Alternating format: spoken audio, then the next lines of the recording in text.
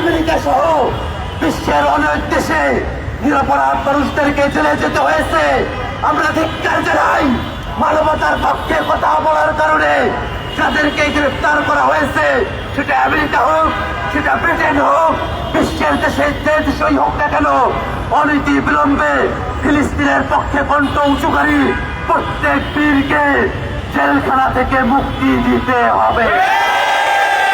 Netanyahu সহ এই ফিলিস্তিনে যারা গণহত্যা চালাচ্ছে তাদেরকে আন্তর্জাতিক আইনে মানবতা বিরোধী অপরাধের দায়ে, যুদ্ধ অপরাধের দায়ে আন্তর্জাতিক আদালতের কাজ করায় দাঁড় করাতে হবে।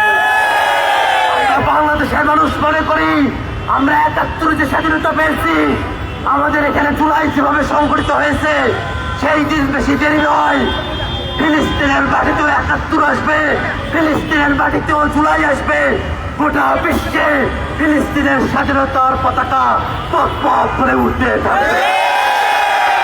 আমি বন্ধুগণ, বাংলাদেশের মানুষ, জাতীয় নাগরিক পার্টির আমরা যারা সদস্যরা আছি, আমরা প্রত্যেককে অন্তর্বর্তীকালীন সরকারের কাছে আহ্বান জানাবো, আন্তর্জাতিক পরিমণ্ডলে বাংলাদেশ রাষ্ট্র হিসেবে যতটুকু সামর্থ্য আছে সেই সামর্থ্যের সর্বোচ্চটুকু দিয়ে হলেও ফিলিস্তিন রাষ্ট্রের স্বাধীনতার পক্ষে বাংলাদেশের রাষ্ট্রীয় অবস্থান ব্যক্ত করতে হবে।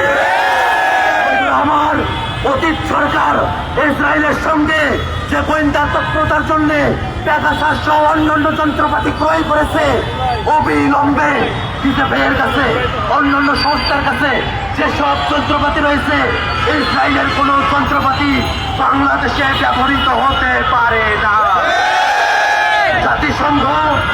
জাতিসংঘ ফিলিস্তিনের স্বাধীনতার জন্য যে প্রস্তাবনা দিয়েছে, সেই প্রস্তাবনা শুধু কাগজে প্রস্তাবনা নয়, সেটাকে যেন বাস্তবায়ন করা হয়। জাতিসংঘের কর্তা ব্যক্তিদের কাছে আজকের বিক্ষোভ সমাবেশ থেকে আমরা সেই উদাত্ত আহ্বান জানাতে চাই। আমার আজকের এই বিক্ষোভ সমাবেশে আপনারা যারা উপস্থিত হয়েছেন, আপনাদের প্রত্যেককে ধন্যবাদ জানাই। ঢাকা মহানগরের বিভিন্ন থানা থেকে আপনারা এসেছেন, দেশের বিভিন্ন প্রান্ত থেকে। জাতীয় নাগরিক পার্টি এনসিপির সদস্যদের বাইরেও যেসব সাধারণ মানুষেরা একত্র হয়েছেন, সারা দেশের বিভিন্ন জেলায়, বিভিন্ন উপজেলায়, শিক্ষা প্রতিষ্ঠানে ফিলিস্তিনের স্বাধীনতার পক্ষে গণহত্যা বন্ধের দাবিতে যে সংগ্রাম পরিচালিত হচ্ছে, সেই সংগ্রামে যেসব মানুষেরা একত্র হয়েছেন, তাদের সকলের প্রতি জাতীয় নাগরিক পার্টি এনসিপির পক্ষ থেকে কৃতজ্ঞতা জানিয়ে আজকের এই বিক্ষোভ কর্মসূচি আমরা এখানে সমাপ্ত ঘোষণা করছি। ইনকিলাব।